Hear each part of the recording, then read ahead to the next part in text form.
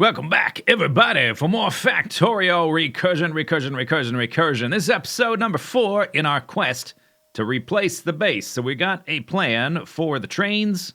We've got a plan. Here's trains. We got a plan for the outposts. We got a plan for the iron, and by extension, this is all the iron stuff.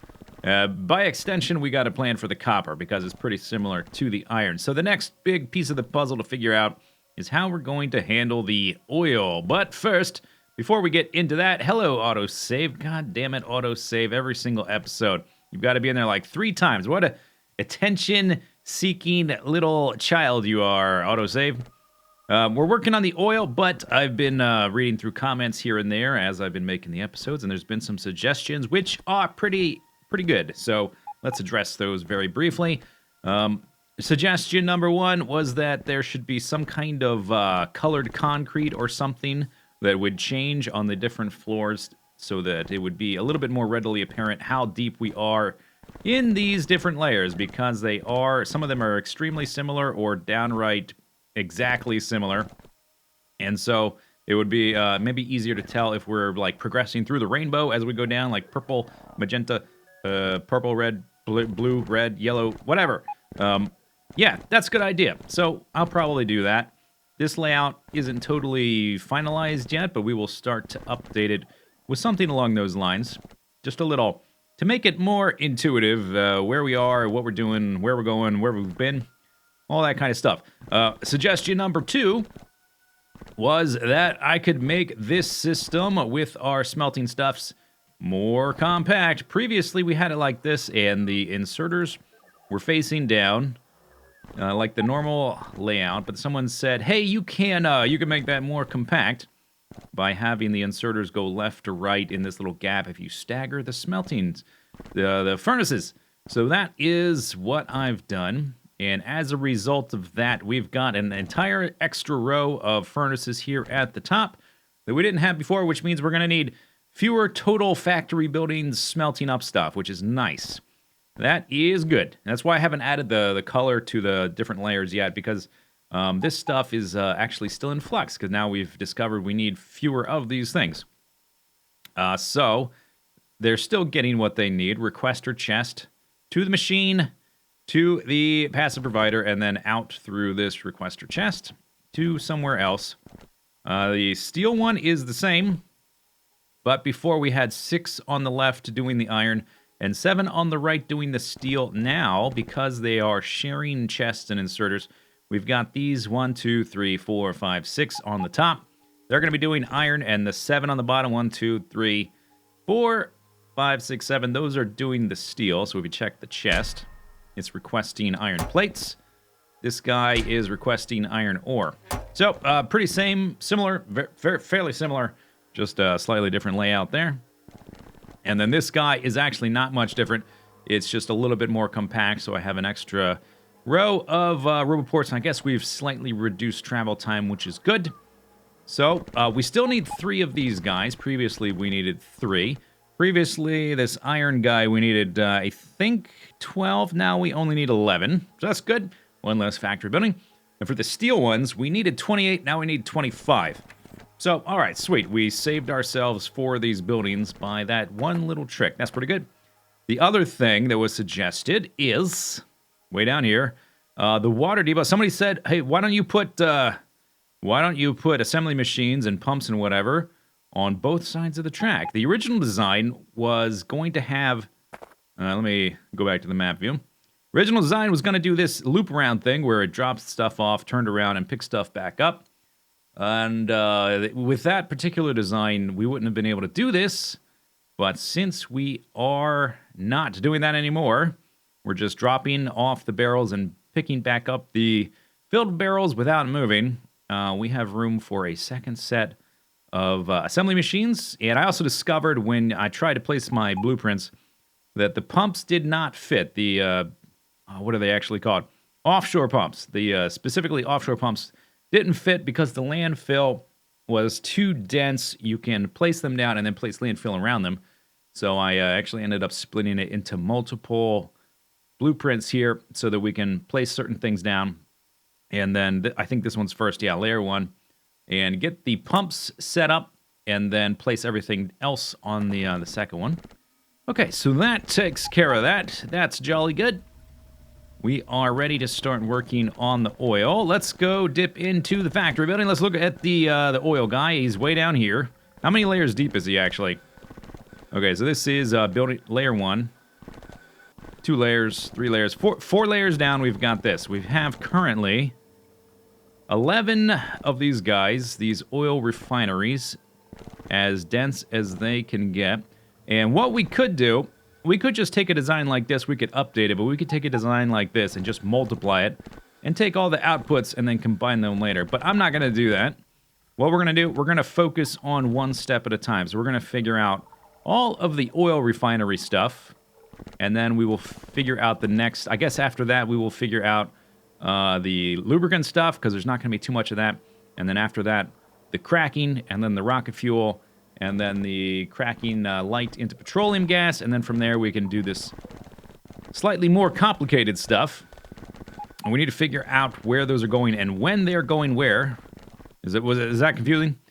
Because once we combine our coal with our petroleum gas, our items are going to multiply. So we are... okay, we need a ferocious amount of oil and water, but since we're barreling stuff, the amount of actual barrels is not that many compared to the iron and the copper and stuff. But once we unbarrel them, it is going to be a lot of materials going around in pipes. We want to limit certain things so that the pipes maintain throughput, all that kind of stuff. Okay, so let's head into the factory building. Let's plop down beacons. All right, so if we wanted to have optimal beacon positioning, right?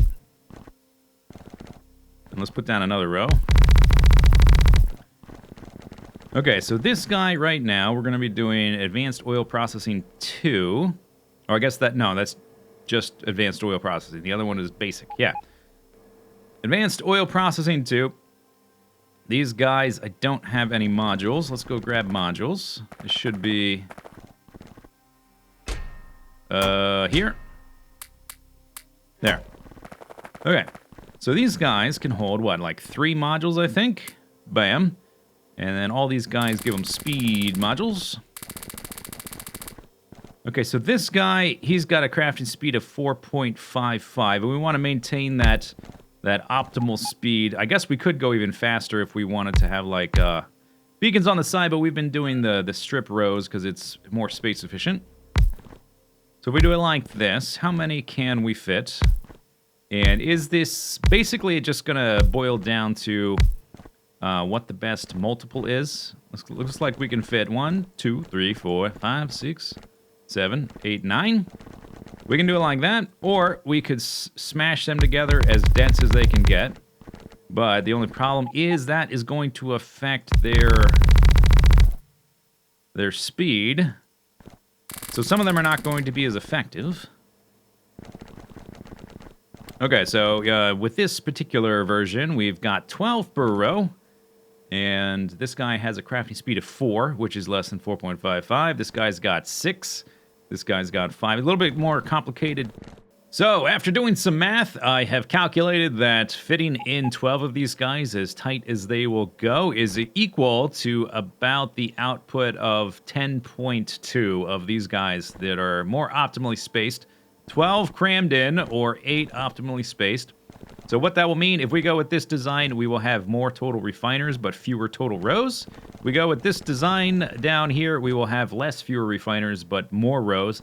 And really, probably the most important thing is just how this is going to divide into our overall factory design. How well is it going to be able to split things in half and then in 3s?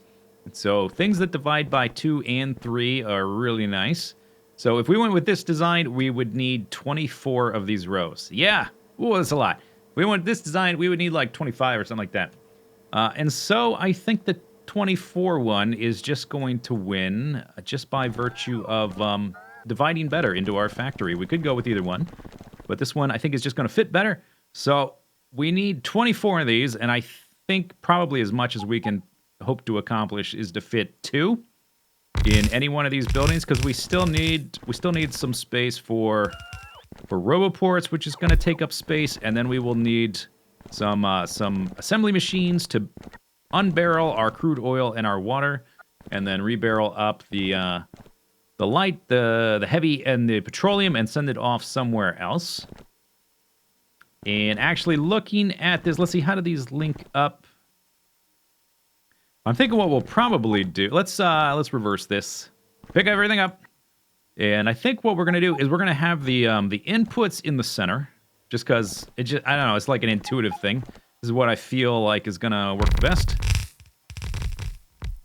And we'll work on the layout after this, and maybe it will work, maybe it won't. We'll have the inputs on the inside and the outputs on the outside. I think the outputs... Okay, guys, jump inside me. Come on. Hurry up. I need to craft a higher tier power armor so I can fit in more roboports while maintaining all my legs. Okay, guys, you can catch up later. Okay, so our oil stuff is going to be coming in from the right-hand side here, and then eventually coming out the left. So probably... Oops, that's the wrong building. Probably we want the outputs like over here on the kind of left-hand side. However they line up, and these guys will be filling up petroleum, filling up light, filling up heavy, however those line up. And then middle, we'll want the crude getting unbarreled and some water getting unbarreled, and probably just to really because we are barreling things, we have fewer things flying around with the robots. So the major concern with this stuff is to minimize the pipe distance to maintain the throughput. So let's say we need twice as much oil as we need water. So we probably want 3 or 4 guys unbarreling the crude oil. And then probably 1 or 2 of the guys unbarreling the water. And we'll just try to distribute them as evenly as possible. And whammo blammo, with a snap of my fingers and the magic of editing, we have a finished layout instantaneously. We just skipped hours of work and little problems I fixed and other mistakes I discovered. And there's probably even more I haven't even noticed yet. But here we go. All right, so we only need, oh, there you are, autosave. Nice to see you. That was actually autosave 1. I think we saw autosave 3 earlier, so we're getting all of them in. Maybe we'll see autosave number 2 later. We need 12 of these factory floors for our factory. No big deal. I have set up all of the unbarrelers to go directly into a tank for just a little bit of a buffer. Then they go directly to a pump, each one, which has extremely high throughput, and then we've limited the pipe length, basically. So this particular guy who's unbarreling water, he covers the right 12, and the guy over on the left covers the left 12. And then the oil guys, they do, I think I set them up for 8 each. So the one on the right hits these 4. Then this guy, or 8, 4 on top, 4 on bottom. The one in the middle does these 4. I know it's like there's too many things. Just look at the red lines, the red box. And the one on the left does the 8 on the left. And we've got a requester chest requesting crude oil. We need twice as much crude as water. So I am requesting, just to keep it the proportions the same and try to keep things consistent, we are requesting 150 here and 150 here, so 300 total barrels. We need twice as much oil, so we're requesting 600, but we've got 3 of these assembly machines, so 200 for each one. Just a little bit of math for you there, just did it in my head. No notation required, didn't have to jot anything down. And then for the empty barrels, we're using active provider chests, so that the barrels will immediately get sucked out of here. They won't just get left there until they're required somewhere else. Because if this chest fills up, then this thing backs up and the whole thing shuts down. So for any kind of empty barrel situation, I recommend using active provider chests for your outgoing empty barrels, and then store them somewhere. I don't have any on me, but store them somewhere in storage chests. It'll be a little bit more complicated for this because we have to transport them to a different layer of the factory. But that's the basic idea. Let's see. Oh, you know what? It's going to be kind of tricky. This shouldn't even be here. This should be here. And we haven't laid this part out yet, but I'm just sort of guessing that we'll want the oil and the water coming in on the right based on the exterior of our train layout. And then The petroleum, the heavy, and the light either coming out, maybe on the corners would actually be good. I've got 4 chests here. But what might even be better, just to keep those okay. To keep those travel times nice and low, and to have 1 chest for each of these, plus 1 for the barrels. We could request them on the corners, so these travel times would be quite low. And then the empty barrels are all going to be, I don't know, maybe like one of these could be empty barrels or even both. And then we could have the 3 oil guys subcategories there. So 12 of these guys, these factory floors for refining the oil, 12 of these inside this, the once and future base. I've been tinkering with the layouts, continuing to refine things as we figure out some problems here, problems there, and realize what we might need. So the oil is going to be coming in here and get put into this guy. Water barrels will be coming in here and go there. And we're also going to have an additional input for water barrels here because a lot of our other watery stuff for the other oily things is going to happen inside this guy. Everything's going to get collected into here eventually, all the finished goods. So we will need a good amount of water. Thank you, autosave. We'll need water in there. And then this uranium as well. So up here in the top right of this is floor number 1. Floor number one, we've got the oil and the uranium stuff going on. At the very top, we have all the nuclear stuff, so uranium and water, and also some metal plates for the creation of the uranium fuel cells will end up in here. And then anytime we're ejecting empty water barrels, we're doing so with active provider chests to make sure they stay out of the system so nothing gets backed up. So each one of these has 4 outputs for light, heavy, and petroleum gas, and then 1 slot for outputting the empty water barrels, and then those 4 get sent there. And then these 4, here's the empty water barrel. And this is going to be heavy, light, and petroleum gas. And all those guys are going to get sent down here into that main guy where all the finished stuff's going to get made. So we need 12, and we've got 3 here, each with 4 little icons. And you can see in this one, I've sort of started the layout. We're going to have 4 here, and 4 here. So that will be 12. And since we're flying around, it's mostly going to be barrels in here, besides the few metal plates for the nuclear power cells. We don't need to worry as much about the robot throughput compared to some of the other floors. So I think we can fit 4 on this main floor, and then 4 in here. But we still probably want to, and obviously once we plug all this stuff in, we can fiddle with layouts if it seems like there are any kind of problems. But inside this guy, we need 4 of these, and we want to try to make the travel times as short as possible. The 4 outputs here, the 3 different oils and the oil products and the empty barrels. And then the inputs are here, and way up there is the crude. So I think probably the best way to maximize, or minimize rather, probably more accurate. Best way to minimize travel time is to put them down here, maybe with like, does this work out? Oh, we will need, we'll also have to give them spaces for the input and outputs individually. But I think we probably want all 4 down in this corner, as close to these guys as possible. Maybe 3 here and the 4th one there, something like that. Where's this guy? Is there room for there? Not really. Okay, so we need to figure out as well what kind of spacing each of those guys need based on their input and output. So let's go back and let's take a look at our oil guy and where he needs outputs. Yeah, outputs on the corner. And outputs on the corner. And then the empty barrels could really be anywhere. And then the oil and water coming in from... Basically, we need a 1 space gap all the way around. And after a little bit of tinkering, ended up with something like this. So let's go ahead and let's add this to the other 2 rooms. And then I guess we'll transplant the one with all of the refiners into one of these. Next episode, what we're going to do, we're going to actually do the transplant surgery. We are going to begin the process. I think we've got enough of the pieces for the new base available. We're going to start taking stuff down. Oh, I see. All of these probably have already been placed once before. Let's get up here and There we go. Okay. So next episode, we're going to start actually taking down the old base and replacing it with the new base. And I think we've got enough pieces. I'll have to add smelting and green circuits. Basically what we're going to do, we're going to take all this stuff down. We're going to replace it with our train stuff. And we still have tons of stuff to design on the inside. But we have most of this done. I just have to, we'll have to make something for the green circuits.